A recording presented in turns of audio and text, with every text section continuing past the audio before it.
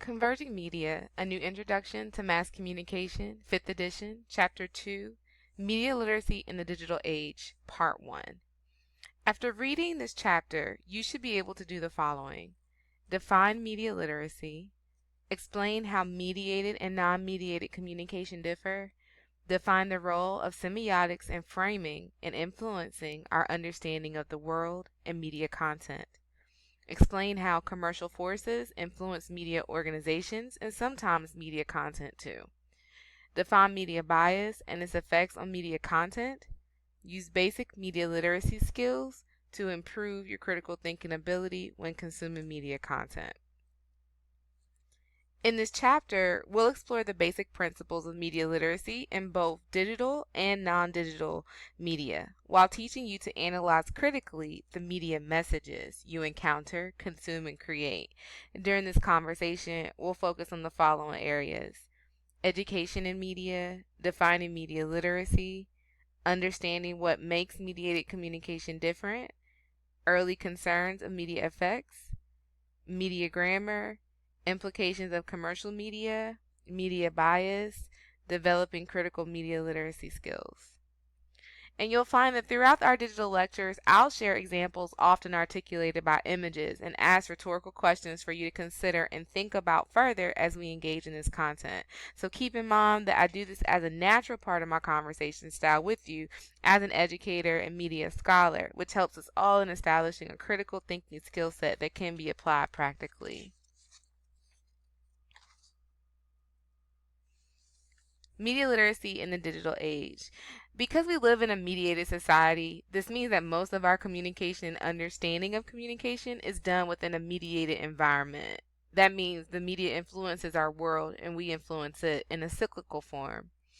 Although we often tend to study media and mass communication as something separate from our culture, society, and lives, the fact is that media is just as real as the real world, therefore making it pervasive and important to understand its influence on us.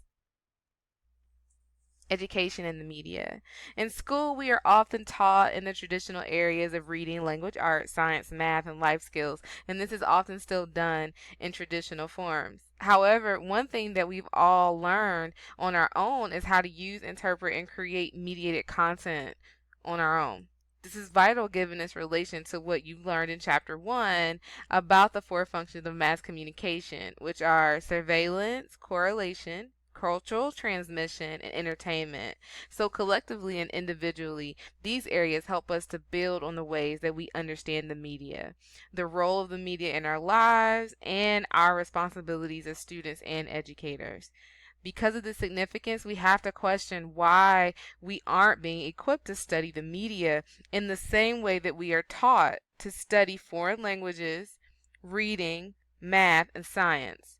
So consider that as we journey through this conversation. And because of this, one of the goals of this course is to help you in developing a media literacy skill set that you can use for yourself and hopefully share with or teach to others. Media literacy can be defined as a process of interacting with and critically analyzing media content by considering its particular presentation, its underlying political or social messages, and its ownership of regulation issues that may affect what is presented in what form. So what does this really mean? If we deconstruct this a little bit, this means that being able to read a book, navigate a website, compose a tweet like a Facebook post, or compose an email, send and receive text messages, and understand the difference between a reality TV show and live event being taped are just some of the components of the media literacy skill set that you all already have. Some approaches to media education and to creating a media literacy skill set ask us to engage in media creation alternative media production, where we recreate and then critically investigate different types of media and mediated images. As we move along further in this course, you'll actually get the opportunity to do this a bit more. So then when we develop a media literacy skill set, we have to keep in mind that it's an ongoing process. So it is not a goal that you meet only once in your life. It's actually something that you do as a lifetime learner. Because of this, it's so important to understand the role of media in contemporary society since it makes us wiser and more critical media users and creators. Finally, what is probably one of the most important parts of having a grounded media literacy skill set is so you are not easily influenced by the media and are better able to control your actions. Through having a critical media mindset, you should always question what you see, hear, or otherwise experience. Having a media literacy skill set often helps you in opening your third eye and allowing you to critically think of the larger social and societal implications of the media, especially in the areas of culture, race, class, and gender, politics too, and also the economy because they're all interconnected. Scholar James W. Potter says that the process of developing a media literacy skill set is building knowledge structures, or we always like to call this meaning making processes, which provide you with an arsenal of knowledge surrounding the media and the way the media operates in different facets of your society and world. So, what makes mediated communication different? What continues to be an ongoing conversation amongst media scholars, educators, and practitioners, those who work in the field, about media is how what we see and hear through mediated communication, the signs, symbols, words, books, the internet, TV, and radio can somehow impact us in ways that non mediated communication cannot. One perspective that gives us support in understanding this is through semiotics. Semiotics is the study of signs and symbols. Seems pretty simple. And it goes back all the way to Plato, Aristotle, as well as the Egyptians and Moors, who created communication systems of their own. Ferdinand de Saussure suggests that as a father of linguistics, he developed the notion of signs and the fact that signs have dual properties. Some scholars argue, though, that semiotics is the heart of communication, and I actually would have to agree with this. Again, it contributes to what I mentioned a few moments ago about building knowledge structures and meaning making processes. So when we think about semiotics through the use of the signifiers, which is the form of the actual image, and you can see the images on the screen, and the signifier, what the form represents, we understand that we associate terms and objects with pictures or ideas that we have about them and what they represent in our minds. But keep in mind, though, that in semiotics, a sign does not simply refer to just a visual image, but words as well. So words can be considered a more complex form of a sign because we learn early that certain sounds carry particular meanings, which can often be completely arbitrary. So, for example, a dog. We came up with that and we have labeled these images as dogs. But these are completely arbitrary and have no real meaning except for what we've assigned them. Look at these two pictures and figure out if you can see the signifier, and understand how that connects to the sign. I want you to also consider that context plays a major role in the audience's understanding of the signified, even when the signifier remains the same. So the power of signs to affect our thinking should not be underestimated.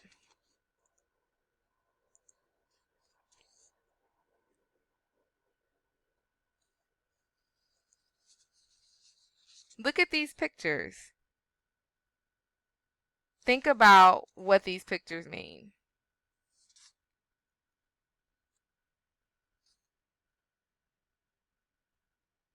One is of the American flag. The second is of a student, Eric Shepard, walking over the American flag. How is semiotics applied here? And how does this make sense to us?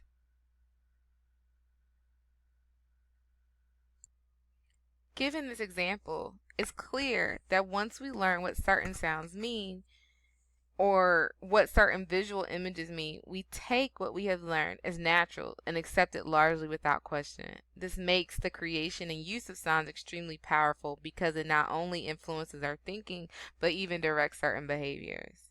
Your textbook gives you a lot more detail about different types of signs. Framing. is another area that is vital to understand as we create and maintain a media literacy skill set. Framing works in a similar way to signs and semiotics and can be defined as a presentation and communication of a message in a particular way that influences our perception of it. It relies on the notion that we clearly organize and interpret things into certain schema or frameworks to simplify the complex. Ironically, this is a learned skill set that we adapt to based on our environments. So it is a skill set that we have to use every day and at many times throughout the day. Through the process of framing, we are able to prioritize our mediated worlds in the most efficient way possible. Framing really assists us in putting things into different boxes and prioritizing them in a way that makes a lot of sense. So, like semiotics, signs, signifiers, and signifies, our ability to frame becomes natural and often goes unquestioned because we are accustomed to navigating our world through a certain type of understanding that helps us as we function, which obviously impacts our perceptions of people, places, issues, events, and ideology. Framing is so natural to us that we often consciously and subconsciously spend our time trying to locate people, ideas, and experiences that support our framing of the world and society.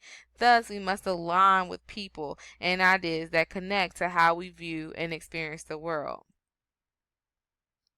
Take the politics, for example. You have decided one of three things as it concerns the upcoming election. One, that you will vote for Hillary Clinton. Two, that you will vote for Donald Trump. Or three, that you will vote for no one. All of these choices are linked to your ability to frame, which has been influenced by your morals, values, and belief systems. Also, your social stance and information obtained through the media. Because of the ubiquity of mass communication media, it's really easy to see how different types of digital broadcast and print media can shape our world. This is especially true when framed conversations are intensified by what we call the echo effect, which is a phenomenon that occurs when people surround themselves with online voices that echo their own, reinforcing their views and the belief that those opinions are in the majority when they may or may not be true.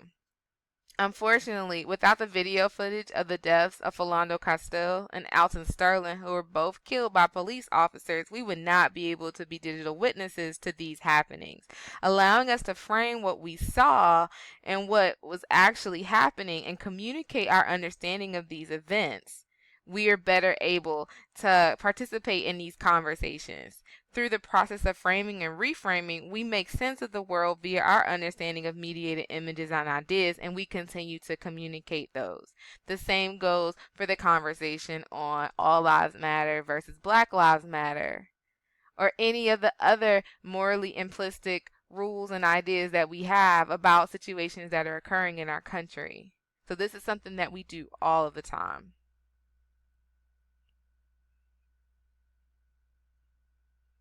This concludes Chapter 2, Part 1.